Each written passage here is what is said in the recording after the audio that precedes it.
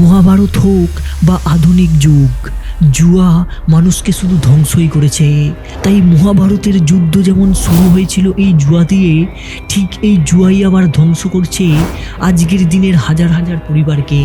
তবে সেদিন যদি শ্রীকৃষ্ণের আদেশে অর্জুন শকুনির পাশা ধ্বংস করে দিত, তাহলে হয়তো আজকের দিনে জুয়া কি জিনিস সেটা হয়তো মানুষ জানতই না। আর মহাভারতে শকুনির পাশা খেলার কাহিনী তোমরা সবাই জানো, যে পাশা শুধুমাত্র শকুনির কথাই শুনতো। তবে কেন এই পাশা শকুনির কথা শুনতো সেটা জানতে হলে তোমরা এই ভিডিওটা দেখতে পারো।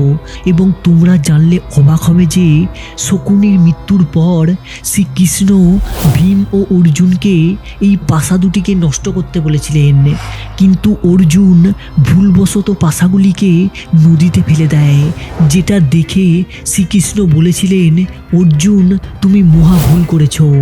ভবিষ্যতে এই পাশা যদি কারোর হাতে পড়ে তাহলে পৃথিবী থেকে জুয়ার অবসান হবে না।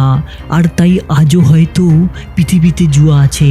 তবে কি সেই পাশা আজও কোথাও লুকিয়ে আছে নাকি কারোর হাতে পড়েছে, এ ব্যাপারে তোমাদের কি মনে হয় সেটা তোমরা কমেন্টে জানিও।